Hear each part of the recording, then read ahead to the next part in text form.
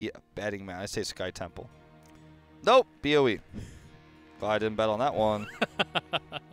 We're going to BOE as this one's chosen by Tempest after taking us not as a dominant as we kind of thought going into today's series.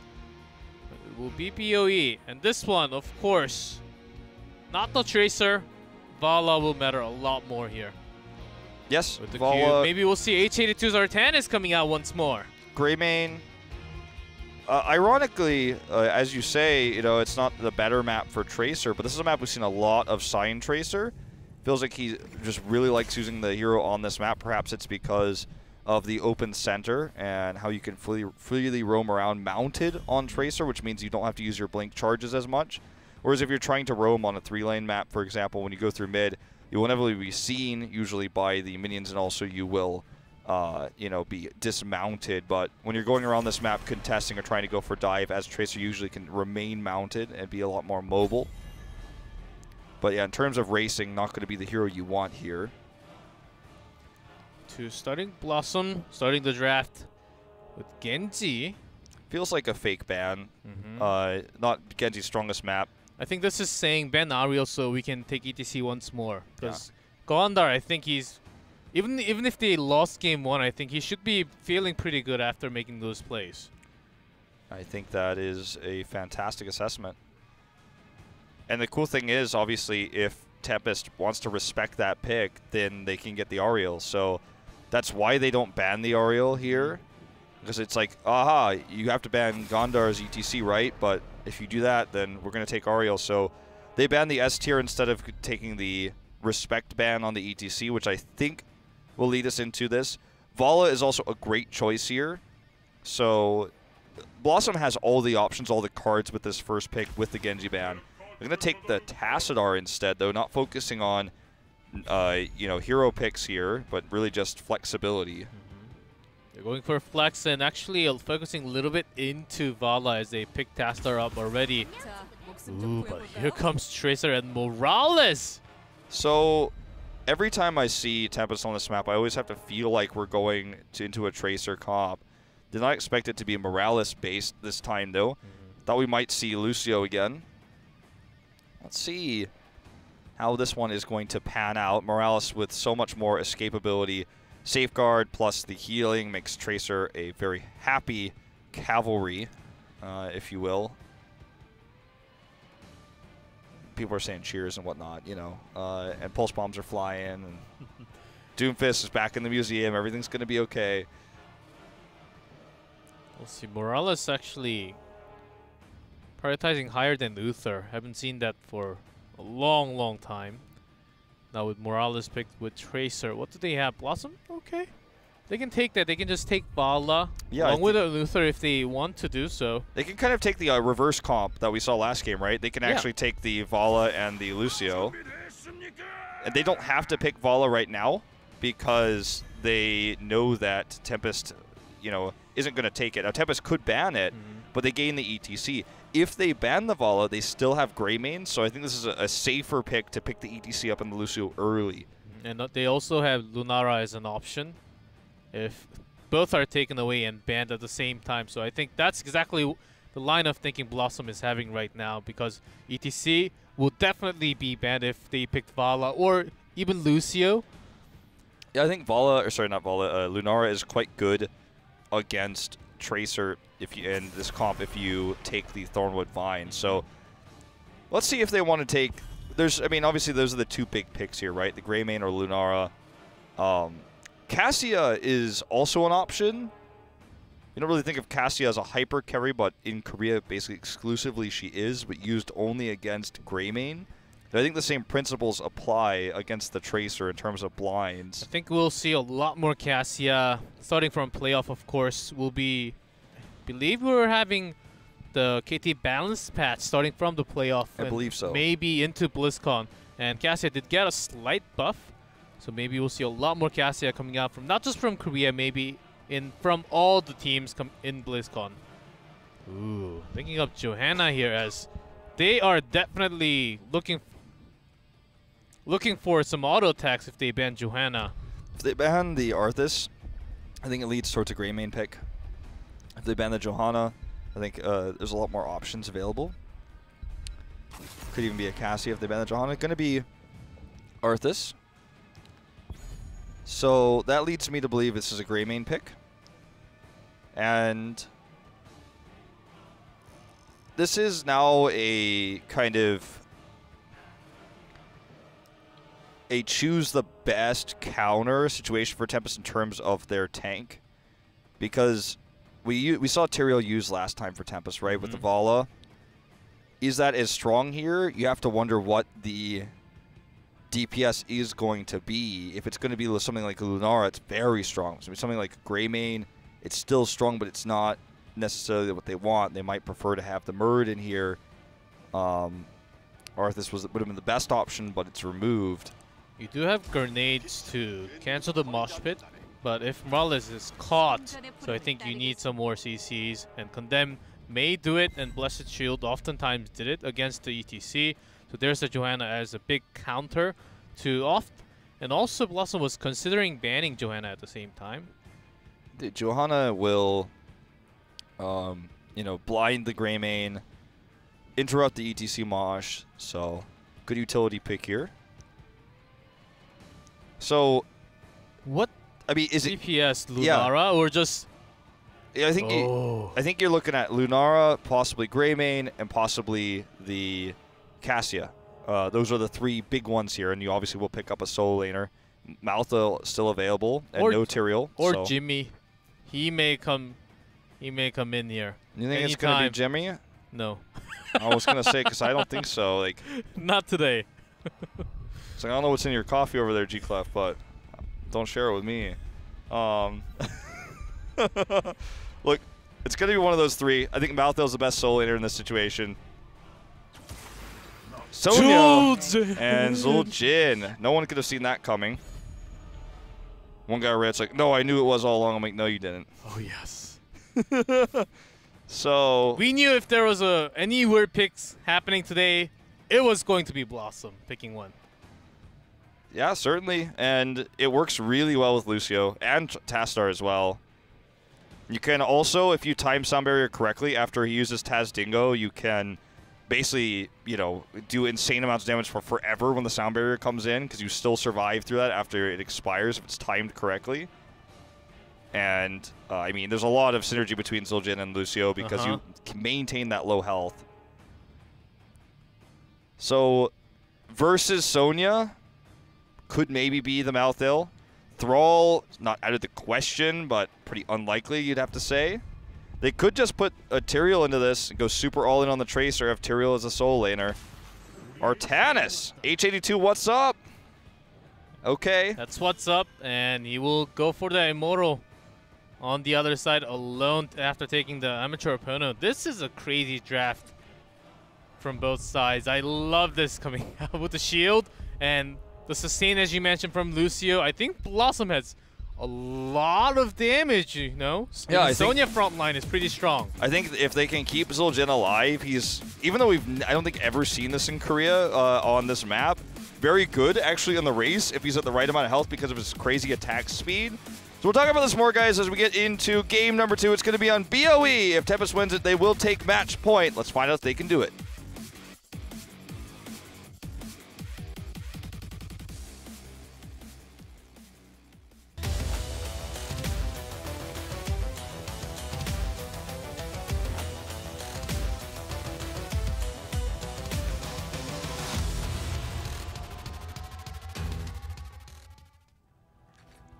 In blue, BlossoM, Wiz on Sonya, Gondar on ETC, Mora on Tassadar, Dudu on Zul'Jin, and no chat on Lucio. On the other side, Tempest, Hyde on Luther, Honkana on Morales, Lockdown on Johanna, Sign on Tracer, and H82 on Artanis. There's once more having Sign on the Tracer. Lockdown switching from tanks. Lockdown did play a few tanks, even in phase number 1. Some Arthas, some top solo lane even. Yeah. Bit of a swap. Everyone's always wondering when we'll see Lockdown Sonya again, but not going to happen today.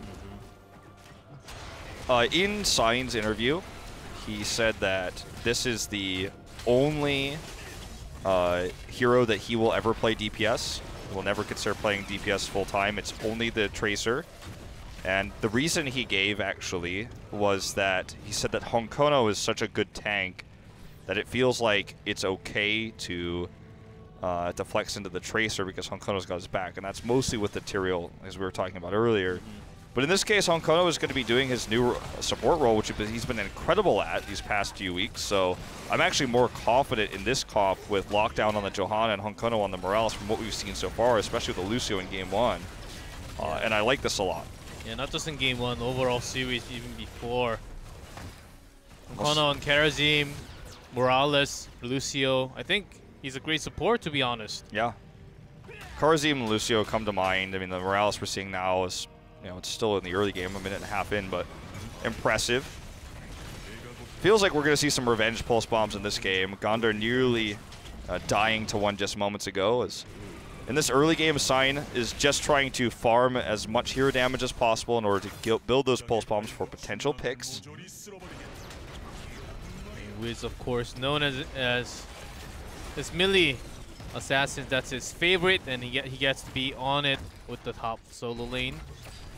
But this is an interesting one, as Dudu has to position himself pretty well. It's not as easy hitting auto attacks onto Tracer because you can always just blink out of that range. So Honkono on the Morales gives them so much sustain here, it's hard for them to actually break through and force this. I think what they're doing now is the better option. Oh, nice swap here. Looking for the pick on the Wiz. Amateur opponent means even with the Sonya there, they were able to chip a lot more. I say a lot, it's about 1,000 more health.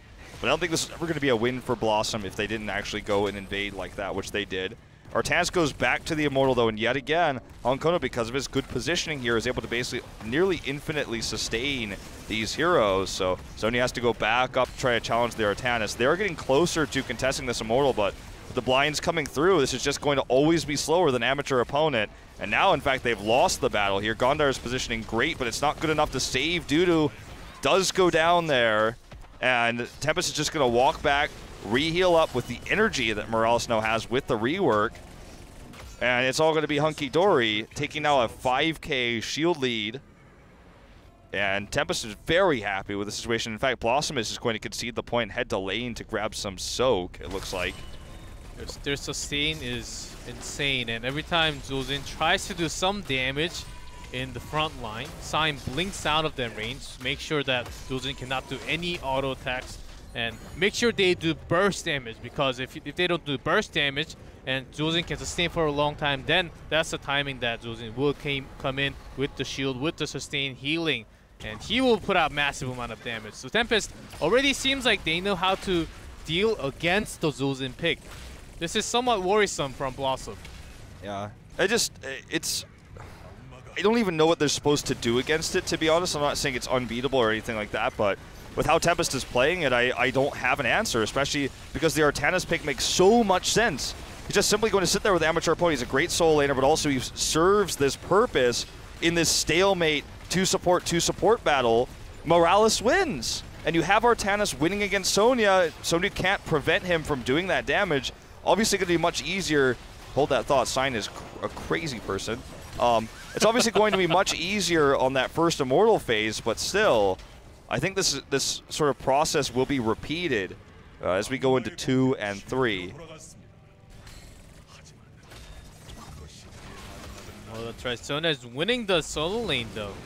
If you can pressure in a lot more, gain a lot more value, that will be great for BlossoM. But I say the two, of course, standing on top does have some wave clear. Not the best, but as long as you can sustain against the Sonya, I think that's a good pick. Even Dehaka was always having trouble against Sonya. Even Martel was sometimes losing against Sonya, so I think that's a decent pick. Yeah, you kind of just have to sit back, wait, and then when you use amateur opponent to clear with your auto attacks, like when they get close to the turrets, you're just like, this feels terrible, but I guess that's all I have. Gondar, again, very aggressive positioning. Willpower slide back here to try to find his way home safe. Sign looking for the pulse bomb to kill the fort. Bit of a gross miscalculation there, as that was certainly not going to do it. Just trying to do some more damage. Pulse bomb doesn't do too much damage, Wolf. No. It's definitely not the I mean, that was an NA pulse bomb, shall we say, but Gondar again trying to threaten here, but this comp is just so difficult to burn through. Sustaining alright, but in terms of damage, BlossoM is doing so much more before the pulse bomb CC connects from the Tempest side, but the sustain is crazy as we see Honkono just surviving at the back line all the time, providing grenades if they need some escape. I think that's why they picked Morales even before Uther. Yeah. They needed some CC, possibly with the grenade, to just sustain as you can see here. We saw some Morales out of MVP Black, obviously, on Sunday, and it was really incredible what we watched, and we saw some good play, but in this situation, more than just, okay, we're healing Avala and like let's try to win every team fight on Cursed Hollow, this is like, I don't know what BlossoM is supposed to do, and they will probably never allow this to go through the draft again. Okay, Gondar gets a good angle here, but again, look at Honkono's positioning! No one is even touching him! Look at his shields! And now Gondar's getting punished. Johanna's looking for the kill. Maybe just not enough damage. They do get the last bit of damage, even with the speed boost. Could not escape there. It's a parting gift for you. Don't even know if that was what did him in the end. Sign is like, he's like, oh man, I was like 2% off my pulse bomb. He wanted to drop it on the gate to get the splash damage kill. So they kept this one competitive, but everyone had to tap home. And now, again, amateur opponent is pretty good. BlossoM is going to invade to save. To invade to defend, I should say. Tempest looks to set up for better positioning here. They want to just draw them in, then HA2 is going to sneak back. Watch this. They're going to set up for the defense. If they don't get a pick, HA2 will go back. Ooh. Close swab onto Dudu. Before 10, he does not have casting go, no sound barrier, so one single swap will be a kill on Dudu's. Notice HG2's positioning. He's trying to sneak back around. Yeah. He's going up. This is exactly what they want. They're just going to out-sustain, so HG2 goes back. And now what does BlossoM do? It's like, uh-oh, amateur opponents over there. I feel like I've watched this before. They do not have too much poke, as Dudu is the only range damage source. But they will do burst damage onto lockdown and burst down the tank. Looks like Honkono just didn't change heal targets quickly enough. And finally, they got that pick they've been so desperately needing all game long. Finally. It's going to be close here, actually, for this one. The invade comes through. Looks like Tempest will just barely win it. The skin of their teeth, 624. Still managed to get... Wow. Even without Artanis, they knew they had the burst damage. Tracer does not do too much damage onto their Immortal, but along with the teammate, that was enough. ETC came for the defense, just not enough at the time. The deficit they had was a problem too as well, obviously. Tempest will get level 10 from this. They won't get all too much else. BlossoM has Slogen on their side, and just not even necessarily going to get this last cannon tower. I guess if Tempest comes down, then it will. Ooh. Nice dodge there. This should do very limited damage because of the lack of shields. Had to go into melee range so early. Okay, we're going to see this commitment to Stim Drone. Unfortunately, Sign isn't really going to do much but kill this fort with it. I guess that's been his job this game. They do get the fort. BlossoM didn't have 10, so... Tracer for siege damage. That's what Tempest is doing. And big rotation, nicely done by Wiz. He does smell the rotation coming up, so he does have... Does Heart back coming. Meanwhile, this is a great timing for Camp, of course, with the amateur opponent doing so much damage. This was not the. Ooh, are they coming? Okay. We're not gonna get the steal here. Ooh, but they need a kill onto HG2. There's a swap. So cool that swap there. Then he used charge. Look at Honkono. He's in here. And Blind comes heals in. From a Morales. That's just enough. And here comes Sign. He's looking for the kill. Does have the Tracer. Sound barrier is well used here. Gondar with the pulse immediately, though. The swap comes through. Honkono, will he die? Finally, he does go down here. And now Hyde is in trouble, has to self-divine shield. He gets out sick axes to try to get him over the wall here. There's no ammo on these cannon towers. This is going to become a nice push here for BlossoM. That might be able to trade fort for fort. This teamfight went insane for BlossoM.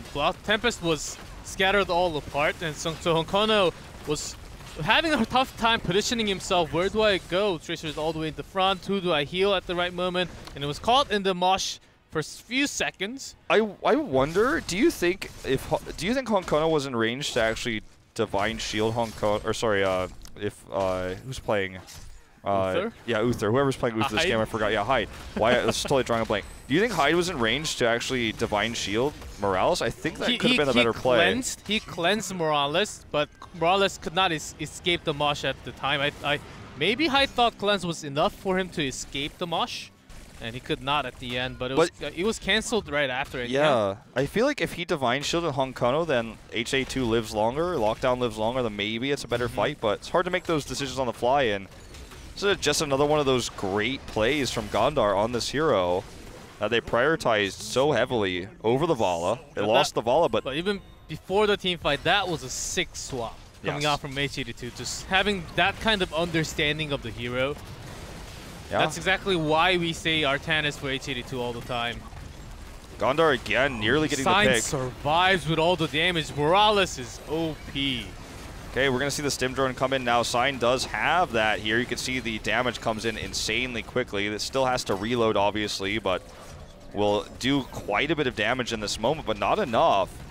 And it starts to feel like Tempest is really starting to feel the pressure of Gondar's ETC here now. It was never a problem before, but it keeps consistently doing damage. Great grenades here, though, onto Gondar, and he is going to go down. Those grenades were so good. The second one there especially. And now the chase is real. Pulse comes in. Zul'jin does pop Taz Dingo. Dochat dies right before the sound barrier comes back online for him. And Sign, notice how he's taking so much damage, but the healing is just insane coming out from Morales, and also Hyde giving him armor all the time. He's not scared of anything. As long as he has some supports on his side, he's just doing whatever he wants to do. He's not backing off. Well, now it's going to be 13k shields for this one. And despite the fact that ETC was really putting the pressure on to the back line, the grenades were well placed. And, you know, BlossoM has put all their eggs in this ETC basket, both games. Can we say that the Zul'jin is in this game as impactful as Avala would be in the same situation? I don't think so. Avala would have at least made those trades against Morales in terms of the Immortal with her Q build better. Would have been Vala there, not Sonya, to poke the Immortal. Without that poke, Zul'jin just hasn't been as valuable. And they committed to the ETC. They basically had the choice between ETC and Vala. They chose the ETC because of Gondar's playmaking. And sure, we've had some moments in this game, but at the end of the day, when we asked the question, was the Zul'jin good enough to justify them committing to the ETC? And I think the answer so far is a resounding no. Well, again, the game's not over. This Immortal is pushing, and there's a pulse bomb onto Gondar, but it was protected with the armor. So a lot less damage taken, and he's sustaining pretty well in the front line. There's a big swap coming on to Dutu. He has to sustain himself. Taz Dingo is available. Okay, Sign's coming in here. He wants Gondar Blessed Shield with it. He's on top of him here. Mosh comes up in 3. A risky call to get this close here. Cleanse comes through. Sign is in the wrong base. He's out there. To the other side. They don't even care. They do have Mosh Pit, and there's a Taz Dingo doing tons of damage right after he's dead. First good Divine Shield of this game. Sign survives with it. Honkono's going to switch that healing beam. He's going to live. Gondar is not. Dies to the Radiance. And this actually could be lights out here in our second game, G-Clap. This is going to be the fort falling to tatters now as we move forward. Keep, I should say. The announcer says fort, but it's really a keep. And we are just going to see them back off. Death timer's still pretty low. They take the 16. And they're just going to set up for advantage for the next Immortal phase. And also, Honkono, I am impressed by Honkono's plays. Look, those grenades provided enough zoning for them to escape all the time, to cancel all the CCs connecting. Gondar was having some pressure because of those grenades. He was looking for the mosh pit angle. It was tough. Tracer came back from going to the other base and getting Divine Shielded at the perfect timing. I believe there was all shot calling coming out from Hyde right there. Yeah, and, you know, to be able to convey that amount of information that quickly just shows the teamwork of this roster that realistically for 3 of the 5 members has been together for so long. 4 of the 5 for a decently long time. Sure, there were moments where Sign was not on the team, Honkono not on the team, but now they've kind of reformed. It feels like the old Tempest, H82, feels like the perfect cherry on top in terms of this solo lane meta that we have right now, as Artanis has been on point this game. And this game is not over, as you mentioned before, but it's certainly headed that way if BlossoM can't make this phase the best Immortal phase we've seen all game. And they're already not even on the position in time. They're going to lose halftime. And against the composition that's won, even, when we're starting at 100% to 100%, consistently won, I don't know how they're going to win it when they're already at half health. It's a tough decision for BlossoM because they're losing the sustain. Sound barrier has to be dropped, which best timing to be dropped is right after the Tazdingo, but oftentimes it is used early before the Tazdingo, so Zul'jin not to do maximum damage. It's very difficult to pull off. It's very strong if used perfectly, but it's one of those things, man. You know they've practiced this comp probably 100 times, but to be able to do it properly, probably have to practice it 1,000 times to be able to do it without making mistakes. Good protection here onto Dudu. And they are going to go for a heavy invade. Wrath of the Berserker is put out early here. Stim Drone used onto Sign. Mora is in trouble. Blessed Shield's going to prevent him. But look at that. Sound Barrier comes in, not with the Taz Dingo, but at least it protects the Tazstar. Look at that. Max range swap. Cleanse not enough to save Tracer, but where's the damage? Zul'jin comes in. The Divine Shield coming out from Hyde here. That's the pick on the Tassadar. Looks like Sonya's going to be the next one. And Sign survived from the top and in the screen. So many swaps going on. There's a Tazdingo, but no sustain whatsoever right after. He cannot do so much damage as no Tatsus. He may just be the only one left after this team fight. Looks like it. Sign will avoid all that damage. They have 4 catapults here. And they could decide to end this game however they choose at this point. To choose your own adventure game. They're going to go for the safe option, the 31k Immortal Shields. And look, the Zul'jin, we've seen it. It's done decent, right? But, you know, you joked about Jimmy Rayner. We have seen Rayner when in places we thought we'd see Zul'jin in this tournament, but I just don't feel like the pick has worked out well enough. The coordination with the sound barriers like you were talking about has not given them the ability to do max damage and carry like Zul'jin would like to do. And against this team that's playing so well with this Morales comp and the sustain, it's like Zul'jin isn't going to be enough. And I don't blame BlossoM for this because, again, this is something that's clearly well practiced, like really well practiced. And it doesn't feel like a troll comp. It feels like really well thought out, but Tempest knows this comp better, sadly, and HA2 is the best Artaz probably in the world, so I don't know what you could do here. Now they've got a max shield Immortal. Catapults coming bot lane. Gonna take a miracle to come back from this one, G-Clef. Let's see if they can make it happen. I think there's a small window still for BlossoM to come back, of course. It has to be connecting with the mosh pit. Even if they had cleanse, we saw some cool moshes happening with Gondar. And Zul'jin, I think the sound barrier is the biggest tool. Wiz, you cannot get caught off alone. He does manage to go over the gate barely, with half health there. Okay, Gondar just trying to make the mosh pit the money one. Okay, he gets knocked into the team. Can he use it here? No, he cannot. He's blown up before he gets the chance to even cast it. No interrupts whatsoever. Tazdingo used very early in this fight. Dudu will just barely survive here. Can he turn around and do max damage? That's the question. I think the answer is no to, as he survives here, but what does it matter? The core is under attack. The Immortal is in melee mode, but it's still got 2/3 of its health. He comes out of the fountain very high in health, so his attack speed's not enough. And it looks like this is going to be the end here, G-Clef, for game number 2. Seems like it. This Immortal is also doing damage to the core, is almost going down 10%, and that will be game 2. Sound Barrier was always used before the Tazdingo. They were trying to do the chase, put out burst damage, maybe trying to get a kill before, but on the other side, at the end, there was always the Morales giving out the sustained healing onto perfect targets. Sign always going in deep at the first time, having Pulse Bomb, doing some damage, recalls out when he's low, and then getting the heal back up to full health every single time. And BlossoM really could not solve that problem until the late game. Yeah, I feel like there were a few shining moments for Gondar. Those are the only times where I ever felt like Sign was pressured.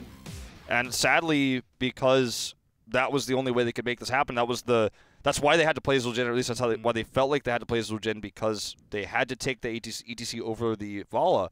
It's funny because if you look at BlossoM's identity, going back, I mean, even back to 2015 for this player, Dudu, he's always been known as one of the best Vala players in the world. He was always the star player of his team. He's no longer. That's why they picked the ETC instead of the Vala, which cost them big here, I think, in terms of Immortal Race and sustain and things like that, because Artanis just won with amateur opponent. Gondar had to make the star plays. He made a few, but unfortunately the positioning was just too good. Like, I can't say a bad thing about Honkono's game there. I can't say one bad thing about his Morales. I can't believe in 2017, the thing I'm saying is Honkono's Morales is so good, his positioning is so good. I can't believe those words are coming out of my mouth, but they are. And I mean, it's been a wacky season with double supports. We're seeing these new star support players come out of nowhere. Never played support before. It seemed like Honkono's even better than Hyde in that game, as Divine Shield was often a little bit late sometimes. Yeah, there was a little bit of weird moments and the healing came in time. Of course, the cleanse has been good, but it was not enough to escape the mosh pit sometimes. Maybe cleanse has to be buffed a little. You know? No, I think it's fine. I think it's fine. But maybe we need more cleanse. I think we're lacking cleanse. Yeah, that's what we need. We need more cleanse. Every support should have a cleanse. We need a triple support meta, G-Clef, yeah. Post that one on Reddit. See what the community has to say. I apologize, everyone. Talk to the master chef, man. Yes. All right. So that is going to do it for our first two games, guys. We are going to have a short commercial break before we go into our next match or our next map. Sorry, this series is not over. BlossoM could still bounce back. Again, any win at all against Tempest is a scary prospect because Tempest then might not make that tiebreaker. So we're going to go to the short commercial break, guys, and when we come back, we are going to have game number 3 and the map that we're playing it on. We'll tell you guys about it when we return, so stay tuned.